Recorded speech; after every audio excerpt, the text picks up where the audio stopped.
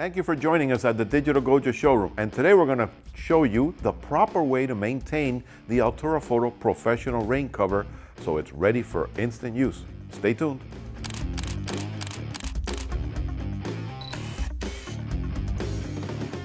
Okay, so you just came back from your favorite vacation spot. It could have been the Gulf of Mexico, you could have been out on the ski slopes, or even in the sand dunes. You took along the Altura Photo professional rain cover because you know this is going to keep your equipment safe and secure. But you get back and you forgot to clean it. You just put it away and now you're going to use it again and you're noticing that you have spots and smudges on there. What do? I'm going to show you how simple it is to get this fixed and ready to go.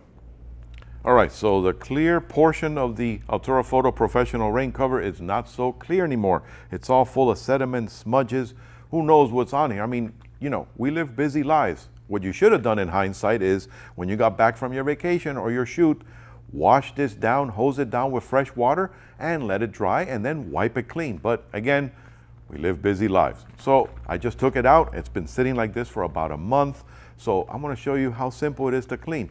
It's very quick and easy, and that way it'll be just like if I took it out of the package on day one.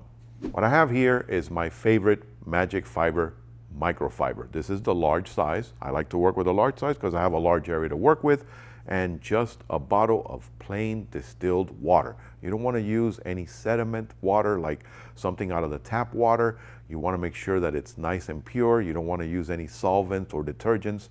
You want to make sure it's just something like distilled water that's going to get this clean and you're ready to go. So what I'm going to do is I'm going to spray some on the magic fiber. There we go. And then I'm going to just wipe this down. This is cleaning this perfectly, and now it's going to be crystal clear, which is the way we need it, so that we can go ahead and do our best imaging, whether it's video or stills. I sometimes like to put it on a tripod, and other times I just like to carry it along and work with the electronic viewfinder if I'm working with my mirrorless camera or my big optical finder on my 7D Mark II. So again, you might need a little bit more water, but again, distilled water. Don't use any solvents, don't use alcohol, none of that stuff.